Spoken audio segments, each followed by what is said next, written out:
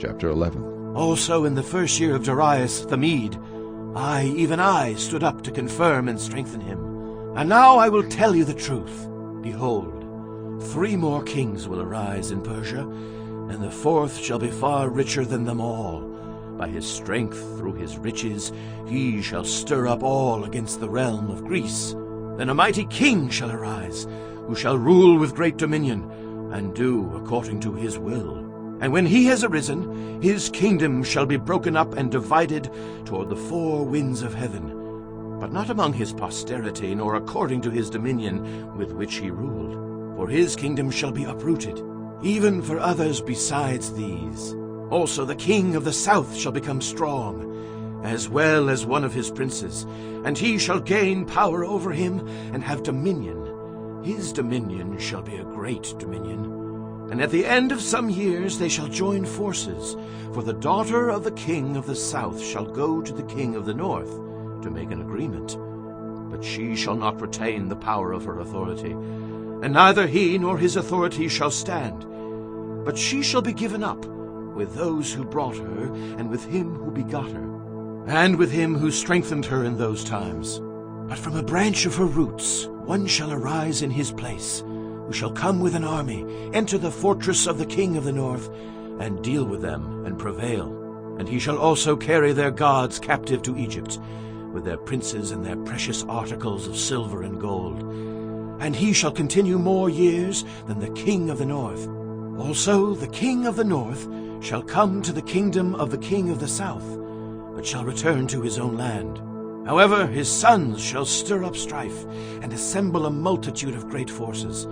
And one shall certainly come, and overwhelm and pass through. Then he shall return to his fortress, and stir up strife. And the king of the south shall be moved with rage, and go out and fight with him, with the king of the north, who shall muster a great multitude. But the multitude shall be given into the hand of his enemy. When he has taken away the multitude, his heart will be lifted up, and he will cast down tens of thousands, but he will not prevail. For the king of the north will return and muster a multitude greater than the former, and shall certainly come at the end of some years with a great army and much equipment. Now in those times many shall rise up against the king of the south. Also violent men of your people shall exalt themselves in fulfillment of the vision, but they shall fall. So the king of the north shall come and build a siege mound, and take a fortified city, and the forces of the south shall not withstand him. Even his choice troops shall have no strength to resist. But he who comes against him shall do according to his own will, and no one shall stand against him. He shall stand in the glorious land with destruction in his power. He shall also set his face to enter with the strength of his whole kingdom, and upright ones with him. Thus shall he do. And he shall give him the daughter of women to destroy it, but she shall not stand with him or be for him. After this he shall turn his face to the coastlands, and shall take many, but a ruler shall bring the reproach against them to an end.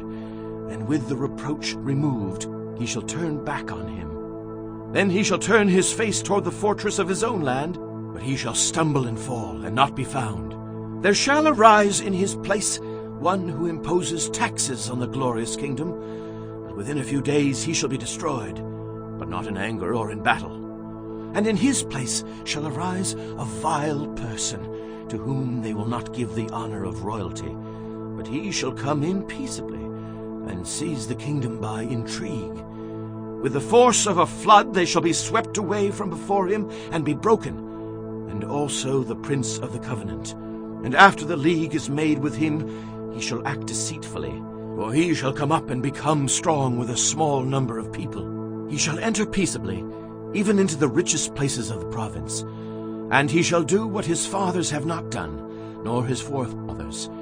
He shall disperse among them the plunder, spoil, and riches.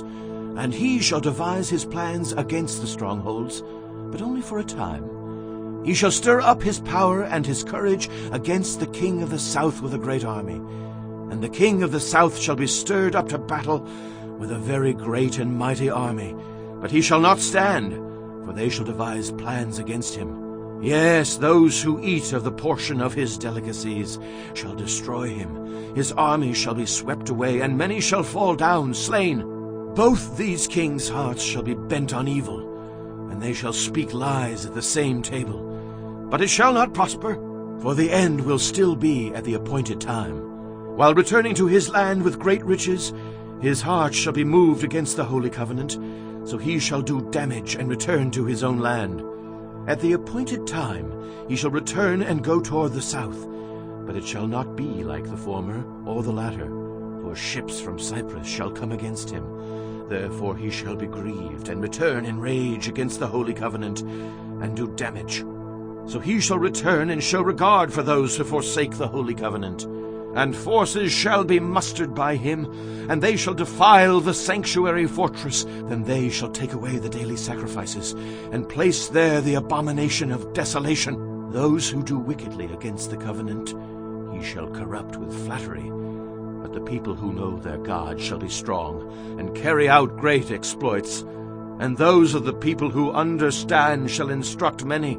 Yet for many days they shall fall by sword and flame, by captivity and plundering. Now, when they fall, they shall be aided with a little help, but many shall join with them by intrigue. And some of those of understanding shall fall, to refine them, purify them, and make them white, until the time of the end, because it is still for the appointed time. Then the king shall do according to his own will. He shall exalt and magnify himself above every god, shall speak blasphemies against the God of gods, and shall prosper till the wrath has been accomplished. For what has been determined shall be done. He shall regard neither the God of his fathers, nor the desire of women, nor regard any god, for he shall exalt himself above them all. But in their place he shall honor a God of fortresses, and a God which his fathers did not know he shall honor with gold and silver, with precious stones and pleasant things. Thus he shall act against the strongest fortresses with a foreign god, which he shall acknowledge and advance its glory, and he shall cause them to rule over many, and divide the land for gain. At the time of the end the king of the south shall attack him, and the king of the north shall come against him like a whirlwind, with chariots, horsemen, and with many ships. And he shall enter the countries, overwhelm them, and pass through. He shall also enter the glorious land, and many countries shall be overthrown, but these shall escape from his hand: Edom, Moab, and the prominent people of Ammon. He shall stretch out his hand against the countries, and the land of Egypt shall not escape. He shall have power over the treasures of gold and silver, and over all the precious things of Egypt. Also the Libyans and Ethiopians shall follow at his heels. But news from the east and the north shall trouble him. Therefore he shall go out with great fury to destroy and annihilate many. And he shall plant the tents of his palace between the seas and the glorious holy mountain. Yet he shall come to his end, and no one will help him.